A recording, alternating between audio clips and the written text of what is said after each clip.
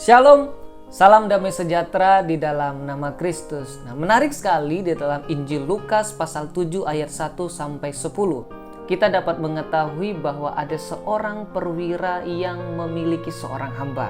Perwira ini sangat menghargai hambanya.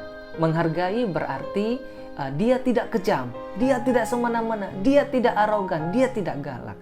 Di dalam ayat yang kedua, kita dapat mengetahui juga bahwa hambanya ini sedang sakit keras dan hampir mati, sedang sekarat. Kemudian ketika perwira ini mendengar tentang Yesus, ia kemudian menyuruh tua-tua Yahudi untuk bertemu dengan Yesus, meminta kepada Yesus supaya Yesus mau menyembuhkan hambanya ini. Nah, dari hal ini kita dapat mengetahui juga bahwa perwira ini memiliki hati yang peduli.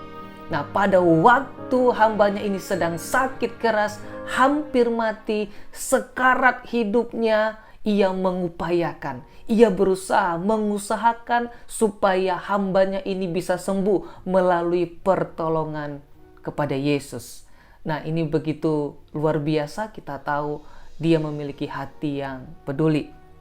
Nah, kita akan mengetahui juga betapa besar kepedulian perwira ini kepada hambanya jika kita tahu tentang hamba atau budak pada waktu itu. Ayatnya yang ketiga, ketika perwira itu mendengar tentang Yesus, ia menyuruh beberapa orang tua-tua Yahudi kepadanya untuk meminta supaya ia datang menyembuhkan hambanya. Kata hamba di situ adalah doulos, artinya budak atau hamba. Nah, hamba atau budak pada waktu itu nilainya sangat rendah, sangat rendah, tidak bernilai. Ia bukan seorang pribadi. Dia hanyalah sebuah alat untuk hidup. Majikannya berkuasa mutlak atas hidupnya.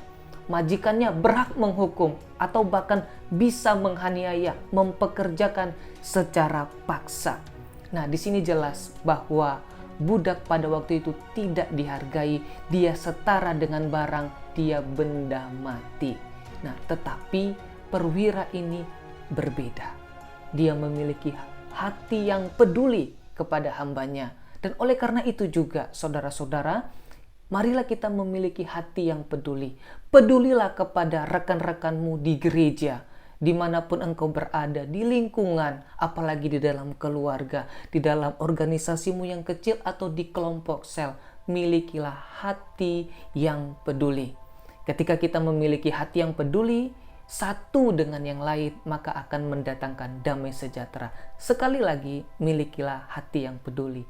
Tuhan Yesus memberkati.